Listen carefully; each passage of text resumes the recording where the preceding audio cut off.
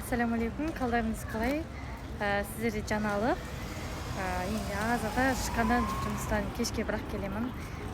Қазір менің уақытымның арасында сіздерге уақыт бөліп онлайн консультация жасап жатырмын. Сіздерге соны хабарлайын дедім. Онлайн консультация менде ақылы. Сол жерде біз телефон арқылы разбор жасаймыз. Қайда проблемалар келіп жатыр, не үшін енді маған жазған звондаған адам ол проблемасын айтып жазады, звондайды.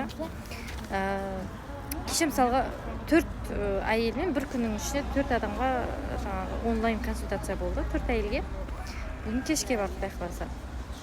Барлығының проблемасы күйеу мен әйел жағының проблема. Егер де сізде күйеуіңіз сізге изменять етіп жатса, күйеуіңіздің сізге деген көзқарасы өзгеріп жатса, үйде ешкім емес болсаңыз, вы никто и ничто болсаңыз, қарызға кіріп кеткен болсаңыз, проблема не решаются болса, бала мәселесі, қандай да проблема, қарыз, кредит, үй мәселесі, тұрмысқа шыға алмай жатқан мәселе, соның барлығын сіздің сұрақтарыңыз бойынша онлайн консультация, яғни телефонмен, WhatsApp арқылы немесе видеозвонок арқылы бұлай звондаймын мен, негізі содан кейін соны біз ақтаратын боламыз. Сізге задание беріледі, соны жасайсыз. Иншаллах бірінші күннен-ақ Аллах тағала әйтеуір нәсіп етіп нәтижелер болып жатыр. Қыздардан кәдімгідей отзывтар келіп жатыр. Сондықтан жеке консультация бойынша экранның бетіне жазып кеттім. 8771